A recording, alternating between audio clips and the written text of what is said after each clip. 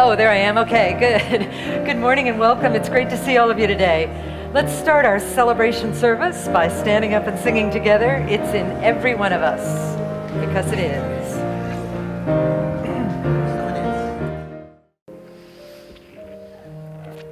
And so we breathe deeply into that spaciousness that Dina created with her wise words.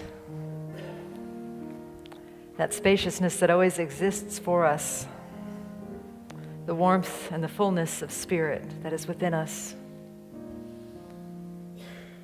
And we breathe deeply and relax and let go and anchor into that place as we listen to the words of our sacred reading. From More Together Than Alone by Mark Nepo. We must remain open and steadfast in the face of fear and violence. We must never make a principle of the pains and losses that darken our hearts. We must pick each other up when we are heavy with despair, for the sun does not stop shining because some of us are blind. Nor will the grace of democracy vanish because some of us, afraid to be in the world, react violently out of fear. Still, we are they. And the timeless choice between love and fear, as individuals and as a nation, is not a choice of policy. It is the choice of decency that keeps us human. In the face of the disturbances stirred up by fear, I implore you to be kind and truthful, to be a lantern in the dark. I implore you to stay devoted to the proposition that when filled with love, we can work as angels here on earth, using our caring hands as wings. And so it is. And so it is. And so let us continue to deepen in that spaciousness, in the fullness, in the spaciousness, and whatever it feels like to you, in the wholeness and the knowing that through kindness and through caring, that we become angels on earth, using our hands as wings. And that something greater is using our lives, the I Am presence that lives and moves and has its perfect being through each of us. And so we remember the nature of the I Am that moves through us as we sing together. We remember the nature of love that is the essence of who we are. We know this for ourselves. We know it for the others sitting in this room. We know it for all beings everywhere. We know it for the universe. And so together, in one song, let us sing, I am remembering who I am.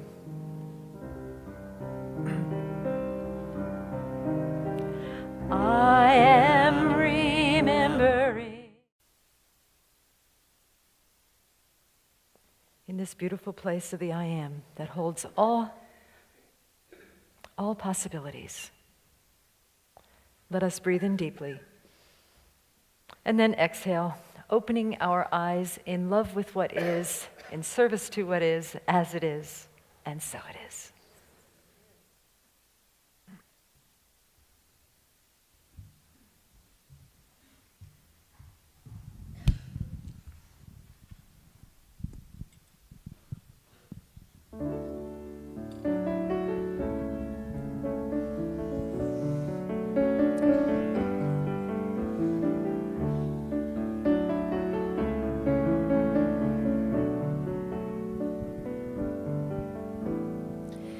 I heard you, and you heard me.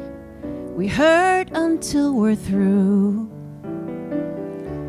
We say we're over it, but it shows in the things we do.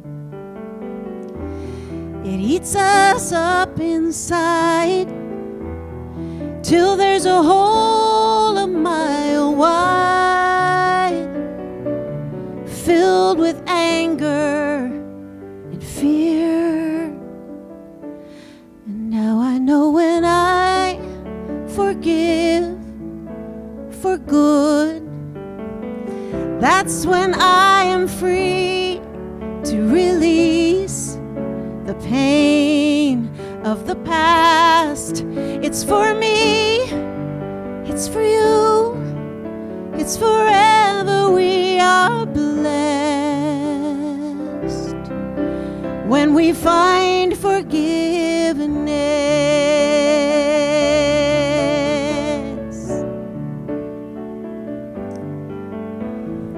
I judge you and you judge me. We judge our lives away. We say we're justified, and it shows in the things we say. It eats us up inside till there's a hole a mile wide, filled with sorrow and fear. So now I know when I forgive for good, that's when I am free to release the pain of the past. It's for me, it's for you, it's forever. We are blessed when we find forgiveness. I held you responsible, I could have held you tight, but I had to be right. I had to be right.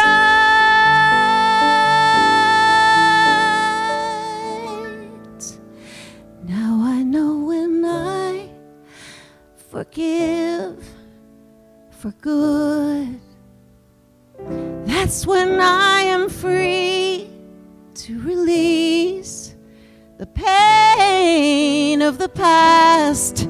And it's for me, it's for you, it's forever. We are blessed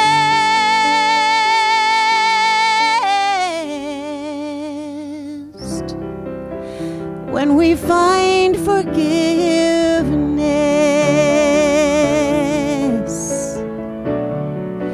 When we find forgiveness.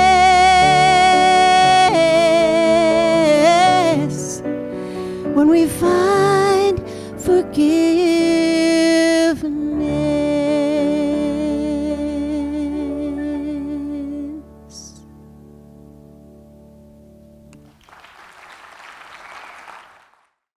I'm stalling because I have to talk about something sad today, and I don't necessarily want to. But, I'm going to talk because last week I wasn't the speaker. Patrick was here. And last week was the week when somebody vandalized Temple Beth Torah and drew a swastika on their sign, actually stenciled a swastika on their sign. And to me, that makes a difference.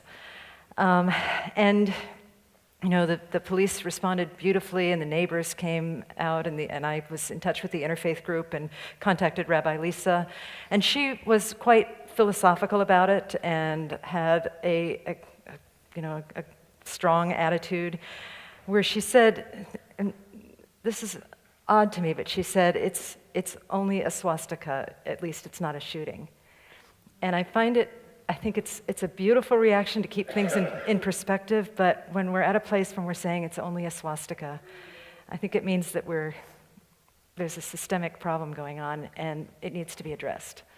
And I felt like Lisa did a good job of addressing it in what she wrote back to the interfaith group, of saying that no, the call is not for more hatred, the call is for more kindness. The call is for more acts of love. The call is for more acts of giving. The call is for more acts of showing up like we are the I am that is love, that shares love, and that serves love.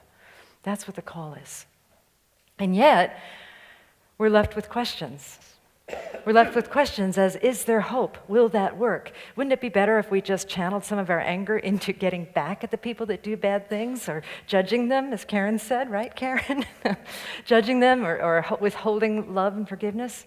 And I think we all know from spiritual philosophy that that's not what we're supposed to be doing. We're supposed to be loving our enemies and blessing those who curse us and praying for those who are jerks, and that's exactly what Jesus said. I'm waiting for David Kerrigan to correct me. Yeah, I know, I know. And there's a fourth one: love, bless, do good to those who harm you. We're supposed to be doing all of those things, right? Right? But does it work? Is it working? Or are we really not doing it? Are we succumbing to trying to drive out violence with more violence, or trying to drive out anger with more anger at the perpetrators?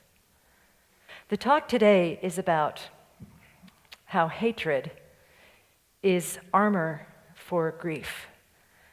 And I read something like that quote. I'm paraphrasing it, but the real quote is something more like, hatred is grief's bodyguard. If we eliminate the hatred, then we have to deal with the grief underneath. And so people who are doing violent acts, whether they're out there or in there, what if we were to look at, maybe it is grief. Grief that can be touched and grief that can be healed. Grieving for what, you might ask? When I was in India a year ago, I met a Canadian tantric yoga teacher who was a guitar maker, who was an expert in Indian philosophy.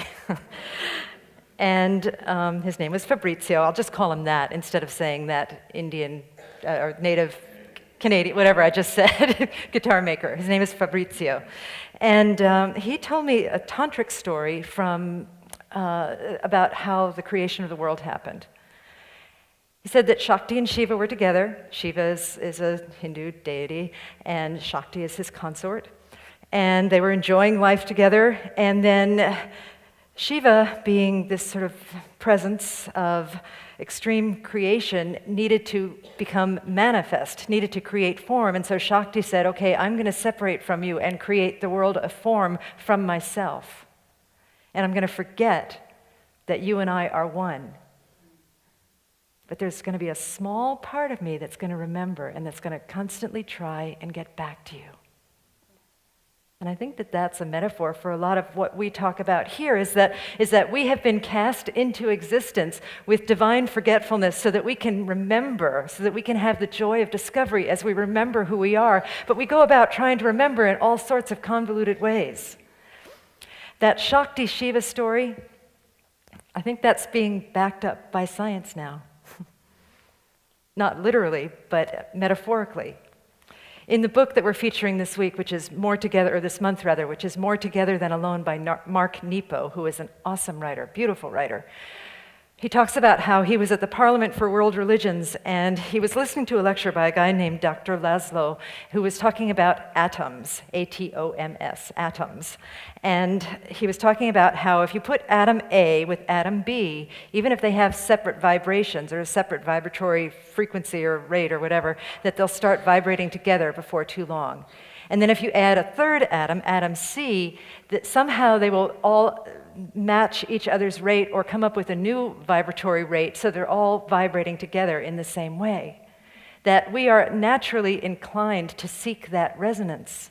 And Mark Nepo points out in his book, when he was telling that story, he said that this was at the Parliament of World Religions, where it was being translated into 4 languages, and around the world there were 8,000 people vibrating in that resonance of what Dr. Laszlo was saying. So what I know from this, thinking about atoms and molecules, is that yes, we are programmed to seek resonance, and we are programmed to seek connection. In the book, he points it out so beautifully, something that I've always taken for granted. I've always taken for granted that the world is built on connection. that our biochemistry is built on connection. We are biologically programmed for connection, that our atoms connect with other atoms to create molecules, and our molecules create with other molecules to create cells, and our cells create tissues and organs and bodies and living things and inanimate objects and animate objects and all of these things. It's all about connection. And then we create community, and then we extend that community to embrace the world and the universe. We are connecting constantly. It is our nature. And so when acts of violence happen, if they are really grief, perhaps we are grieving that we are no longer feeling our connection and our wholeness. Perhaps we are homesick for wholeness. And that homesickness causes us to reach out in ways that are unproductive and unpredictable. Causes people to join gangs or to join together and do things that are seemingly against society, but when they're in that moment with other people who support them, they feel this sense of connection, this false sense of connection. So we are homesick for wholeness. And I hate to have to tell you this, but it's not just those people, right? Or those people. The people out there that are doing difficult things. This other article that I read this week, I think it was by Charles Eisenstein, who's a wonderful writer also. He wrote about how if we look at somebody who commits a violent act, we often will say, I would never do such a thing. But then he asks us to consider, if we were in that person's position, if we were raised by that person's parents, if we had had that person's circumstances, if we had that person's loneliness and their pain, is it possible that we would do what they did? Part of me wants to say, absolutely not. I would never, ever consider drawing a swastika on something. And then part of me is more truthful, saying, if I was in that person's shoes, I might do the same thing. And that truthfulness causes me to look at myself right now, causes me to look within and see what acts of violence, because of my homesickness for wholeness, because of my covered up grief, what acts of inner or outer violence I'm committing. And I look at these things without shame or blame or regret or guilt. I just look at them like it's opening up a puzzle, opening up a mosaic so that I can see all of the parts of myself and embrace myself and absolutely know that wholeness is all-inclusive, right? That wholeness is perfection, and perfection means inclusive of everything. And so I look at myself and I see that sometimes I am petty. Sometimes I am attention-seeking. Hello?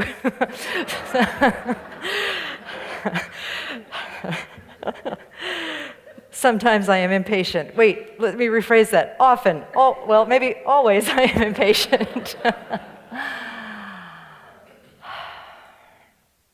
Sometimes I am indifferent to the suffering of others. And then when you see it, and I want to make this really clear, when you see it without shame or guilt or self-blame or self-judgment, because that's just another layer of violence upon violence, right? When you see it, you can open up and consider alternatives. When you see it, you can heal it. It needs to be revealed to be healed. And so this week, I've been looking at my inner and outer violence, the ways that I attack myself and the ways that on the continuum of violence, I haven't physically hurt anybody, but the ways that I did tell my dogs I was taking them to the dog pound because they were so bad, but my poor husband was like, what? I'm like, I'm just pretending I'm Joan Crawford, I can't, they're just driving me crazy. You were the worst dogs ever. No. But I would never do that, please. Anyway, I've looked at inner and outer violence, and this is such an odd example, but it has to do with indifference. I was at Vaughn's, and I used to be really opposed to grocery shopping, you know? I just thought it was just incredibly tedious and boring, and people are always blocking the aisles, and then you pick the wrong line, right? It says the express line, but no, it's not the express line. So I was in Vaughn's, and I was shopping, and there was somebody, an elderly couple, that was blocking the line with their cart, and I had to go past them several times, and it was a very, very friendly exchange, and I was in this place where I felt like, okay, I'm at the grocery store, I want to be of service in some way. And they were looking for a can of soup, a particular special can of soup that they really, really wanted. They wanted this can of soup clearly very badly because they were taking up the whole aisle to find it. And I had this little voice in my head, ask them if they need help. And then what do we do when we have an inspiration for kindness? What do some of us do? We say, I'm not doing that. That'll make me feel like vulnerable, or they may not understand what I'm asking. I'm not doing that. Just push your cart, go on to the dog food aisle, you know?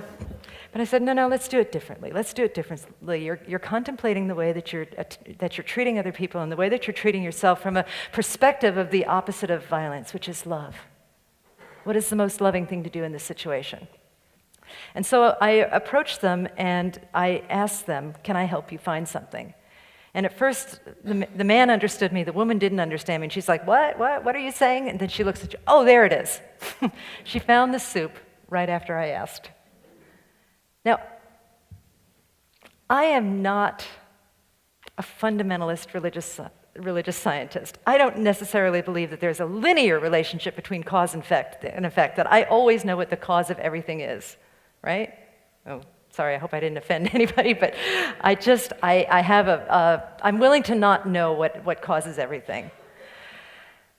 But I wondered, in the perspective of that resonance, of all of those atoms vibrating together, in those 8,000 people listening to the talk about the atoms in 4 different languages, and in the atoms of my body, and the body of this elderly couple, and the atoms in the soup can, if possibly my approaching them and saying, can I help you find something, led to an opening of her vision so that she could see the can of chicken pot pie soup that she wanted.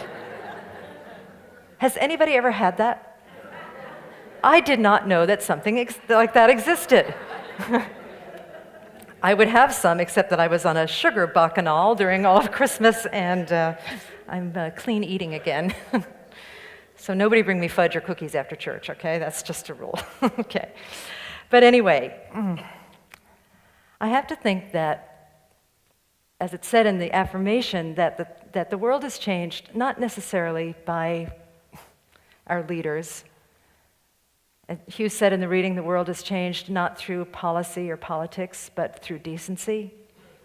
And maybe our willingness to look at the world in a different way, to look at violence and see that it has covered up grief and try and get our understanding and our compassion revved up for the people that are perpetrating it, it doesn't mean accepting it or allowing it to happen. It just means having a different relationship with it, a relationship that does indeed change the world.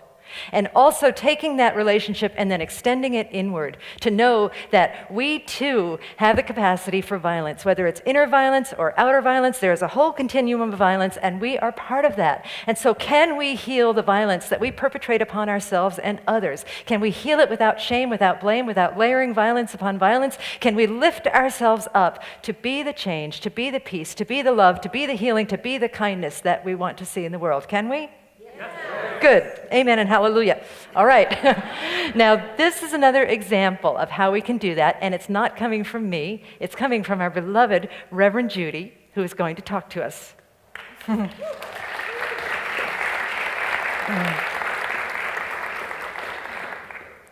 you go. Okay. I'm going to take this out. Okay, sounds good. There you go. Good job. All right. I have often heard it said, probably here, probably from you, probably Really? today. Really? That if we stop asking the question of why this is happening and start asking the question, what can I learn from this, or how can I see things differently, that everything shifts. And I had one of those shifty experiences over this issue of the vandalizing of Temple Beth Torah. It all started for me on New Year's Eve when I attended a workshop right here that was led by Dina and Susan and Linda, who's around here someplace. Oh, there she is. Anyway, it was one of those workshops that we have at the end of the year where we release things that no longer serve us and embrace something new. And it became very clear to me as I was going through the exercises that they presented that I was to release judgment, and I was to embrace love, as Reverend Bonnie says, loving beyond my ability to love. And then I went home and I forgot about it. And that's what you do, right? Yeah. So then the next thing that happened was that somebody vandalized my neighbor. I live in the neighborhood where Temple Beth Torah is, and I have walked past the temple or driven past the temple thousands of times, and like you had said earlier, I was a little bit indifferent about it. It was a nice building with nice people, and I liked Rabbi Lisa, but I hadn't really given it much thought or much energy or much love or attention. And then somebody did something really nasty to my neighbors.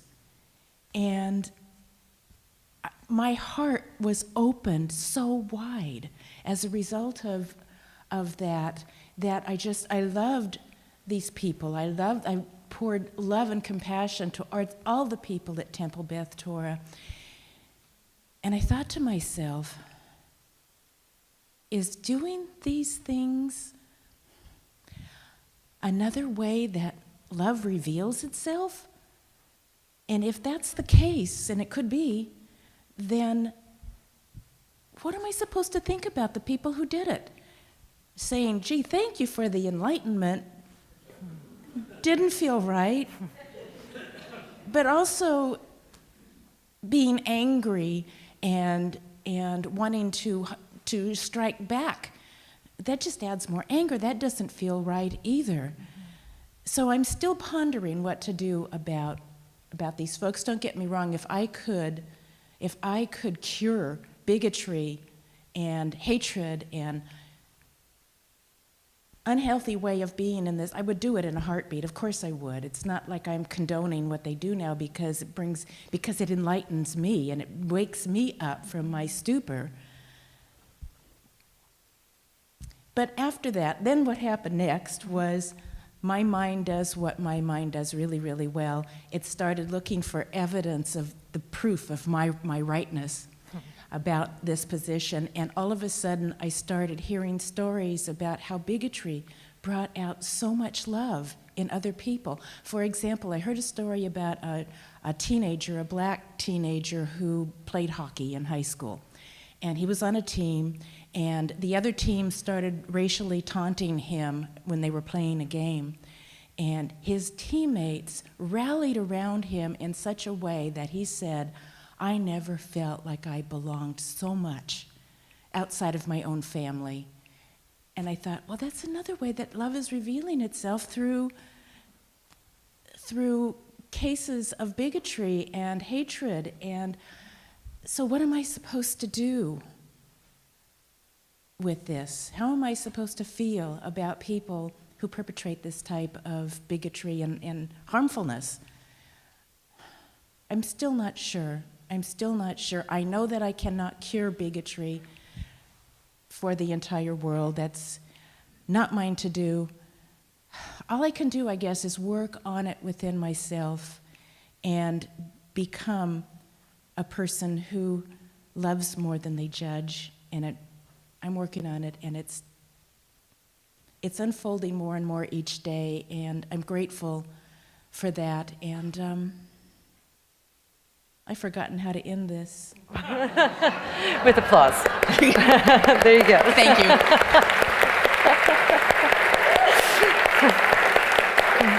Thank you. It's beautiful. Okay, all right. So what stood out for me in that, many, many things, that was so beautiful. Thank you, Judy. I'm so glad that you were willing to do this for us, is, okay, let's affirm that we can end violence, that we can create a world that works for everybody, and that it's done through tiny acts of kindness and tiny acts of goodness. I was speaking with Lucky, our outreach coordinator, and we were talking about, how many of you have seen the Nemo Patel video? He's a Indian rapper, and he has this video where it's "We Shall Overcome," and they've got all these construction paper hearts, and they're bringing them to people and talking about how the world seems like a mess, but love is gonna. You don't drive out hate with hatred, you drive out hate with love, right?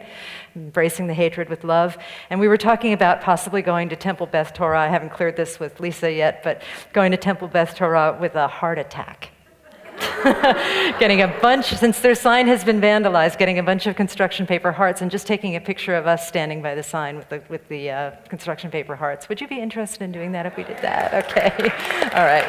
So, and again, it seems like that's not going to make a difference, but I've been doing this work for a long time now. For a long time, I've been doing this work of kindness and this work of taking tiny little acts and seeing the ripples that they make. And think about those 8,000 people listening to that religious conference on how atoms vibrate together. If we all start vibrating in a place of love and kindness, then that will ripple out, and there will be other atoms, other beings that become resonant with us. And through these tiny 10,000, 100,000, a million acts of kindness and goodness done by ordinary people like you and like me, then that is what lifts the world up into a better place where we are all a center of love, where we are love, where we share love, where we serve love.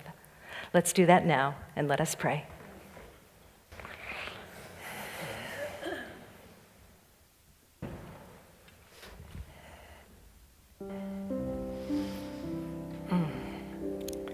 And so I'm going to just know right here and right now that there is one perfect life, one beautiful life that is the life of love.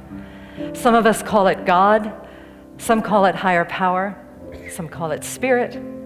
Whatever it is the all-abiding absolute reality of the all-goodness that is both empty and full, that is sufficient, all-sufficiency, embracing every insufficiency, that it is the allness in every illness, that it is the perfection in every imperfection, that it is the beauty and the power and the love through which we live and move and have our sacred being. So right now, I connect with that. I connect with that power, with that greatness, with that grace of the goodness of spirit, with the whole of creation. I connect in my cells, I connect in my heart, in my spirit, in my mind, in my being, in my actions. And as I connect myself, I know that every single person here is connected as well, because truly there is only one of us here, and that is Spirit, the life of love expressing and unfolding on the planet Earth. And so today, together, we hold up that infinite treasure that longs to be known, that love that is the pearl of great price, that power and that presence that longs to express, that longs to bloom and flourish and be that which it is here on the planet Earth. Together, we are willing to look inside and see where we might be somewhere on that continuum of violence, and where we can lift ourselves up and be that place that chooses peace over violence, that chooses love over hatred. And we allow that to inform us, to blossom within us, and to move us into creative and constructive action that blesses the entire world around us. And so I'm so grateful to be in this community of resonance, so grateful for this expanding truth that draws people to us and through us, so grateful for this goodness that is life, that is God expressing in so many beautiful ways. I bless all paths to God. I bless this teaching as I bless churches, synagogues, temples, mosques, ashrams, fundamentalists, atheists, all faiths, all paths. And with a heart that is so filled with blessedness, I say, thank you, Spirit, thank you, God. And we release these beautiful words into the mystery, into the divine mystery of love and law that always says yes. And together we say, and so it is. I am so blessed. So I was inspired to write this song, and I want to leave you today with the words of Reverend Dr. Martin Luther King Jr. I think there's nothing more appropriate than focusing our attention and our intention, knowing that we are the light of the world. Each of us is that light that Hugh talked about in the reading, that love beyond love that Judy talked about.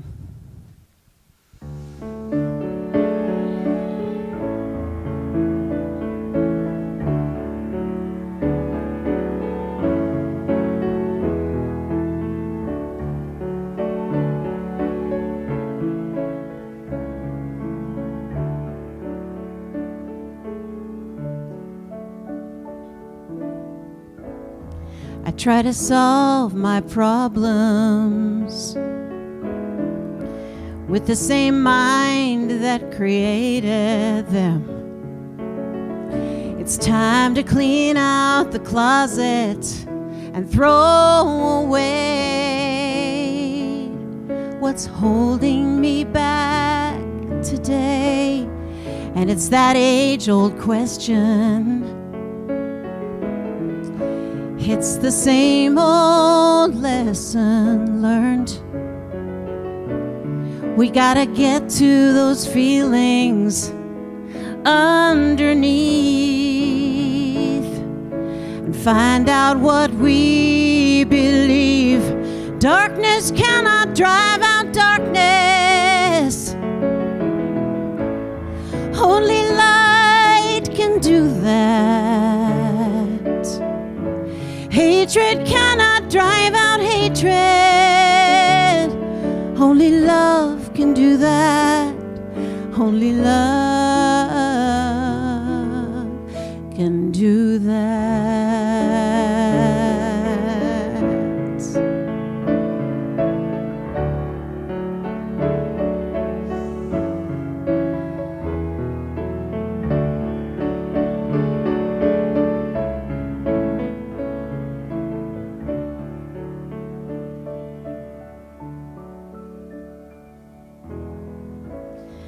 Try to let the hurt go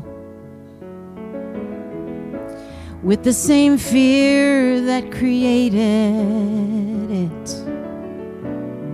Time to pull off the covers and reveal everything that we feel. Darkness cannot drive out darkness.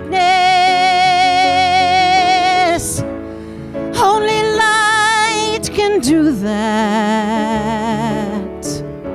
Hatred cannot drive out hatred.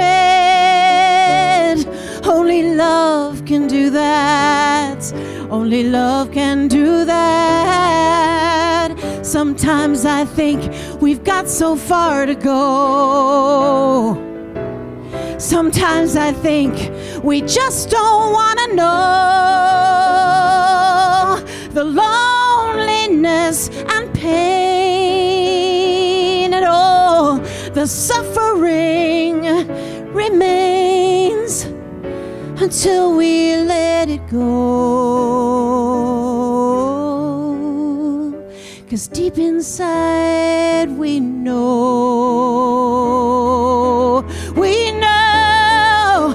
darkness cannot drive out darkness.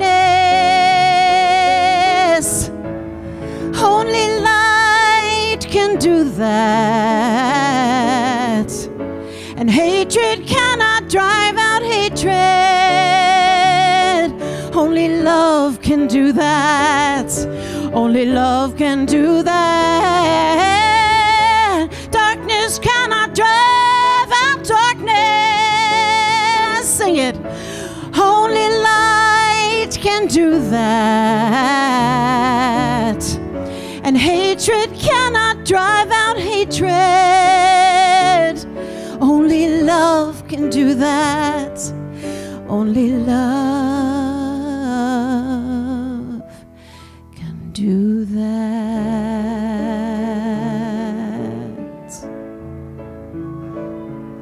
Only love. Only love can do that.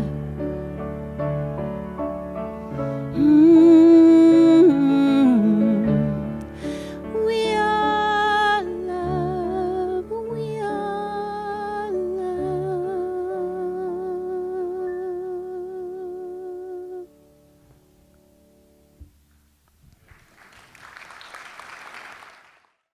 Let's do our affirmations. Please repeat after me. I am a center of love. I am love. I share love. I serve love. Thank you for my love. Thank you for my life. And so it is. Thank you.